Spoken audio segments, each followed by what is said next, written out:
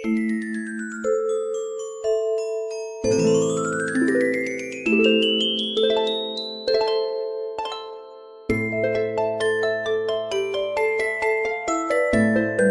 தமிழ் மக்களே வணக்கம். 9 மாதங்களுக்கு முன்புதான் 50% மின் கட்டணத்தை உயர்த்தியது இந்த திமுக அரசு. அதனால் மின் கட்டணம் 2 மடங்காக அதிகரித்தது.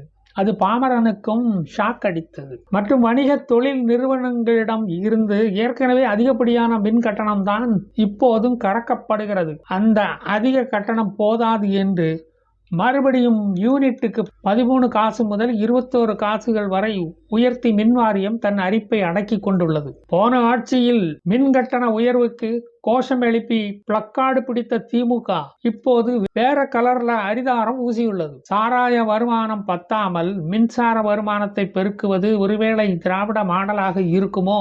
தேசிய விளையாட்டு போட்டிகளுக்கு தமிழக மாணவர்களை தேர்வு செய்து அனுப்பாமல் இருந்ததும் ஒரு திராவிட மாடல் தூக்கம்தான். முதல்வருக்குத்தான் தூக்கம் வராதே தவிர இவர்களுக்கு எல்லாம் நல்லா தூக்கம் வரும். தமிழகத்துக்குன்னு தனி கல்விக் கொள்கை இருக்கிற மாதிரி தமிழகத்துக்கு என்று தனி விளையாட்டு கொள்கையும் இருக்கிறதோ என்னமோ. திராவிட மாடல் தான் பல வகைப்படுமே. தமிழக மாணவர்களுடன் விளையாடுவது விளையாட்டுத்துறை அமைச்சருக்கு ஒரு வழக்கமான பொழுதுபோக்கு தானே. கட்டத்துறைக்கு கட்டம் சரியில்லை, கட்டத்துறைக்கு நம்ம கூட விளையாடுறதே வேலையா போச்சு. இவர்களுடைய கோழிக்கண் பார்வை குறைபாடுகளால 247 தமிழக விளையாட்டு வீரர்களின் எதிர்காலம் பாதிக்கப்பட்டுள்ளது. இந்த விளையாட்டு போட்டிகளில் கலந்துகிட்டாலே மேற்படிப்புக்கு போகும்போது 50 மார்க் மினிமம் உண்டு. கோல்டு மெடல் வாங்கினால் 190 மார்க், சில்வர் மெடல் வாங்கினால் 160 மார்க். இப்படி தகுதிக்கேற்ற மார்க் மாணவர்களுக்கு கிடைக்கும். அது இந்த வருடம் இல்லாமல் போய்விட்டது. மாவீரன் படம் ரிலீஸ் உரிமையை ரெட் ஜெயண்ட்டுக்கு வாங்கி தருவது முக்கியமா?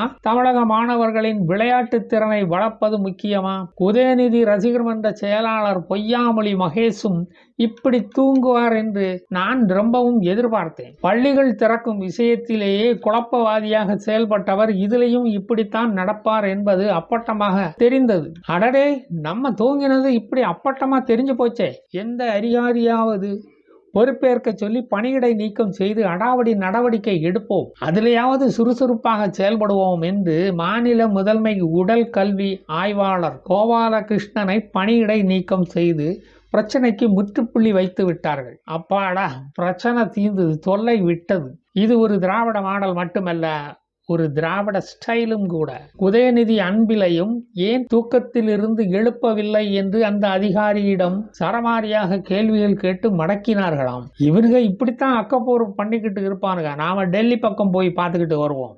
டெல்லியில் என்னடானா ChatGPT செயலியை உருவாக்கிய ஓப்பன் ஆர்டிபிஷியல் இன்டெலிஜென்ஸ் நிறுவனத்தின் CEO சாம் ஆல்ட்மேனை மோடி சந்திச்சு செயற்கை நுண்ணறிவு இந்தியாவில் வளர்ந்து வருவதையும் அது பெரிய மாற்றத்தை இந்தியாவில் கொண்டு வர ஆலோசித்து கொண்டு இருப்பதையும் அவரிடம் கூறினார். இளைஞர்கள் மத்தியில் ஆர்டிபிஷியல் இன்டெலிஜென்ஸ் பற்றிய அறிவை வளர்க்கணும் என்று மோடி மாடல் புதிய கல்விக் கொள்கையை உருவாக்கி கொண்டு அதை உலகறிய செய்து கொண்டு இருக்கிறார் நம் மோடி.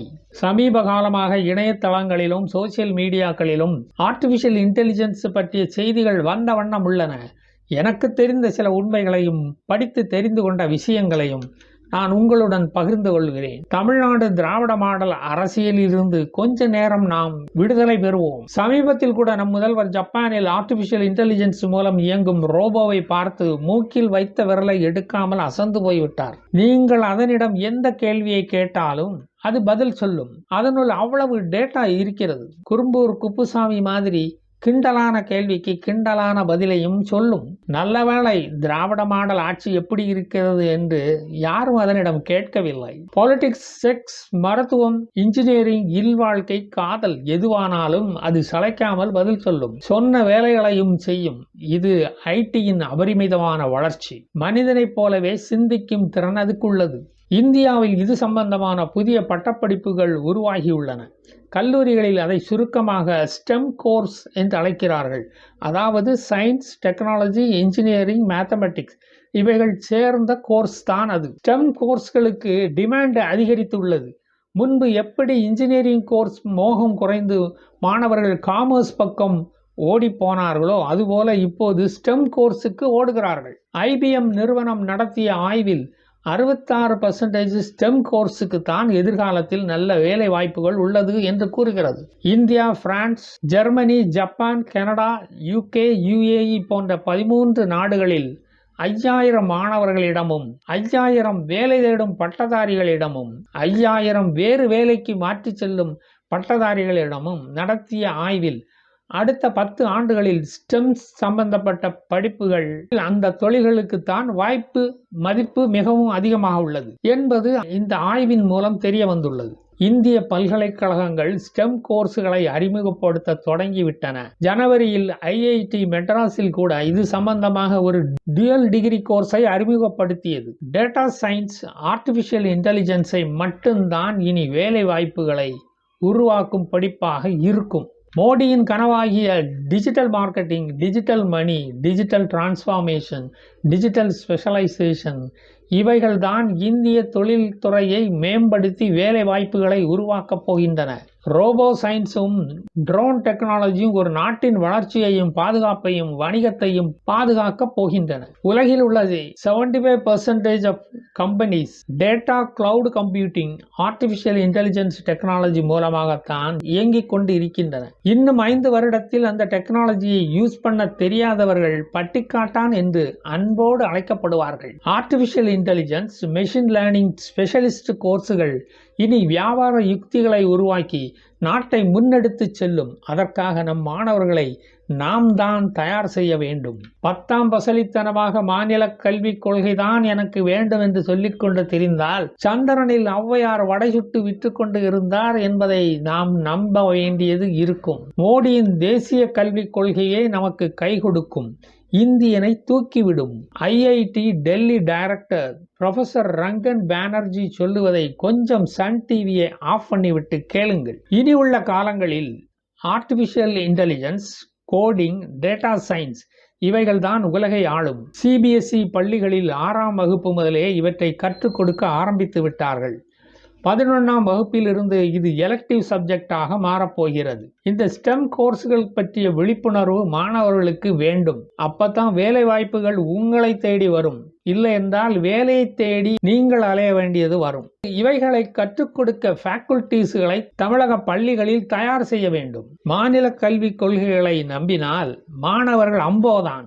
தூங்கும் கல்வி மந்திரிகள் விழிப்பார்களா? 2020 நரேந்திர மோடி இதை கருத்தில் கொண்டுதான் ஐஸ்டம் போர்ட்டல் ஒன்றை திறந்து வைத்தார். அதில் ஒன் நேஷன் ஒன் ரிசர்ச் என்ற வெப் போர்ட்டலையும் விஞ்ஞானிகளுக்கு அர்ப்பணித்தார். போன வருடம் வெஸ்ட் ஸ்கீம் என்ற ஸ்கீம் மோடியால் உத்காடனம் செய்யப்பட்டது. ஞாபகம் இருக்கிறதா? Women in engineering, science and technology என்பதுதான் அது. செப்டம்பரில் 1000 ரூபாய் என்பது உங்களுக்கு ஞாபகம் இருக்கும். இதெல்லாம் ஞாபகத்தில் வைக்க முடியுமா? மத்திய அரசு தமிழகத்தில் உள்ள 13,210 மிடில் மற்றும் ஹை ஸ்கூல்களில் ஸ்டெம் கிளப்புகளை 6 முதல் 8ஆம் வகுப்பு வரை உள்ள மாணவர்களுக்கு ஏற்படுத்தி தர வேண்டும் என்று மோடி முன்பே சொல்லியிருந்தார். செய்தார்களா நம் திராவிட சாம்பிராணிகள்?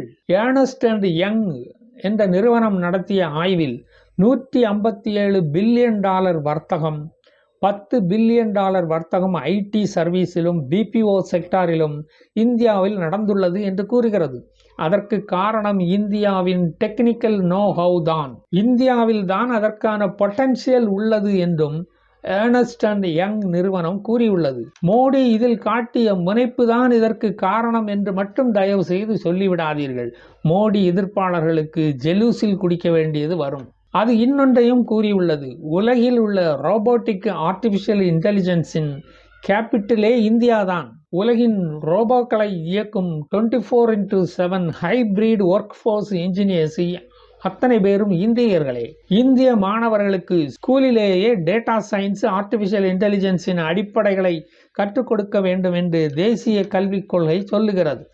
இந்தியை படிக்காதே, டாஸ்மார்க்கு சென்று தமிழக அரசின் வருவாயை பெருக்கு என்றுதான் திராவிட கல்வி சொல்கிறது. கேட்பதும் கேட்காததும் உங்கள் இஷ்டம். இன்னும் 5 வருடங்களில் தமிழர்கள் நிமிர்ந்து நிற்பார்களா, மலர்ந்து கிடப்பார்களா என்பது தெரிந்துவிடும். அதையும் நீங்கள் பார்க்கத்தான் போகிறீர்கள். நான் இது விஷயமாக மீண்டும் வருவேன். ஜெய் ஹிந்த்.